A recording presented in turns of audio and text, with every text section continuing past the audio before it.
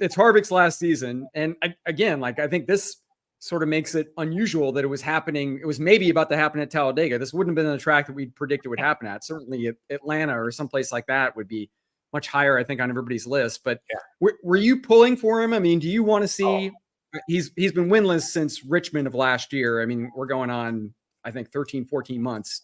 I'm sure you would love to see one more Kevin Harvick victory.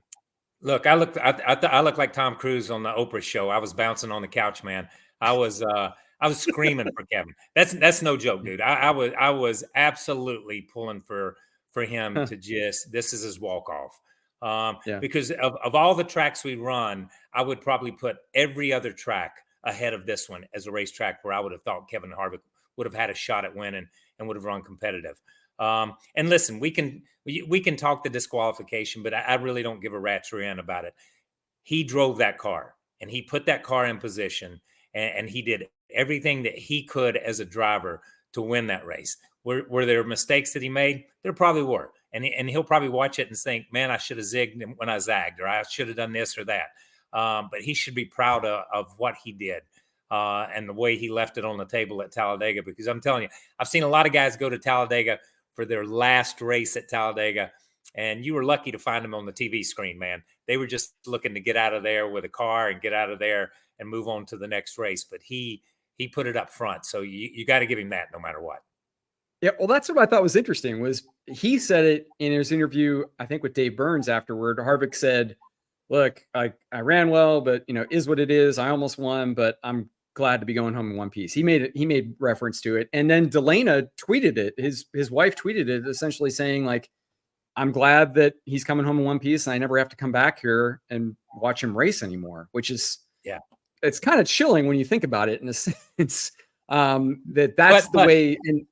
It is kind of chilling when you think about it. But let's go back in time. How many drivers have we seen retire and they would say after they retired, I'll come back and run some other races, but I'm never going back to Talladega. You know what I mean? Yeah. I'm just never going back. I mean, that speaks volumes to me when a driver steps away from the sport and says, okay, I'm not officially retired. I'd probably come back and run 4 or 5 races a year, but Talladega is never going to be one of them. You know what I mean? Yeah.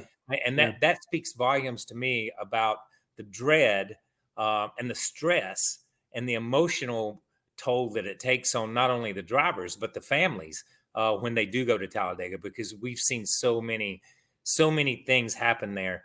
Some tragic and some near tragic, but really bad things have happened there. Yeah. Yeah. And I'm just remembering, like, Elliott Sadler quote tweeted what Delana had tweeted and basically said the same thing. Like, we were glad me and my family never had to go back either. So I guess even more of a testament to when we talk about Harvick, who I know you love talking about, that Bakersfield wrestler mentality that just, like, I'm going to get in there and I'm going to do whatever it takes. Even though he has, there's no love lost for that track. He clearly did everything he could to try to win the final time there, even though it's so fraught with these reasons that people are sort of, glad to get away from it permanently. Yeah. Kevin's that guy that this was the race for me, where we get down to 10 or 15 laps to go and Kevin's got a shot at it. And it's, throw caution to the wind. I'm going for this thing. I got this. You know what I mean? Yeah. And that's kind of the way it was. And I think, God, man, you dream about what Jeff Gordon did at Martinsville his final year and things like that. You do it because, most drivers fall off in those last few years. And I think all drivers fall off once they say, this is my last year. Then they go to a different place. In their mind, they think they're still there, but they're not. Yeah. They're not, and it shows on the racetrack. And it's tough to argue that point. And I've seen a lot of great drivers do that.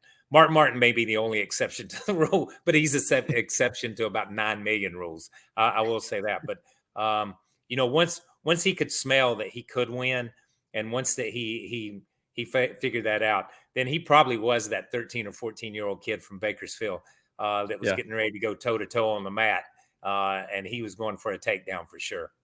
Yeah, agreed. That's why it was fun to watch. And we'll get, 5 more shots? Roval, Vegas, Homestead, Martinsville, Phoenix. Who knows? Maybe there's still a win in the offing for Kevin Harvick. But for now, what we're talking about is Ryan Blaney, again, advances to the round of 8. And I want to delve a little bit more into, I'm hoping you can help me on this one, KP, because we made a little bit of news earlier this year on the podcast when you referred to Ryan Blaney as the new Casey Kane, because it's sort of like he's always right there, but he never quite closes the deal. Like, we're always talking about him as the next big thing. So here's his chance again. He's in the round of 8. He's made the round of 8, I think, at least 4, maybe 5 times. He's never made the championship before. He's going to have that shot. But here's what I want to ask you about. Like, there seems to be this dichotomy with this guy where he makes a move like he made today. And we talk about what a great super speedway racer he is. And you have to be a certain amount of like cerebral element there where you have to think things through and it's a chess match. But yet, last week we see him speed on the last stop and puts himself in a spot where he gets wrecked. And, last year we were talking about it, like mistakes he was making speeding or putting himself in bad spots for crashes.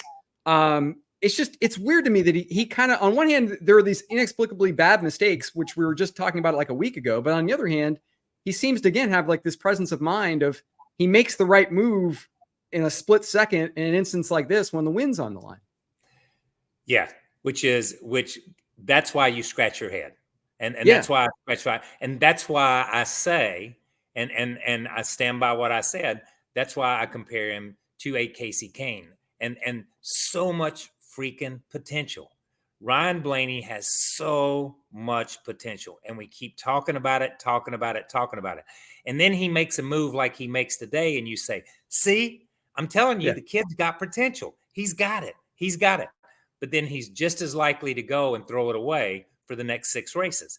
And that's the problem. That is the problem that I have seen, or that I believe that Ryan Blaney has. If this Ryan Blaney that showed up today shows up at the Roval, shows up at Vegas, shows up at Martinsville, shows up for the rest of the year, you're not going to beat him because he's on top of his game. But this Ryan Blaney has very rarely shown up 2 or 3 weeks in a row.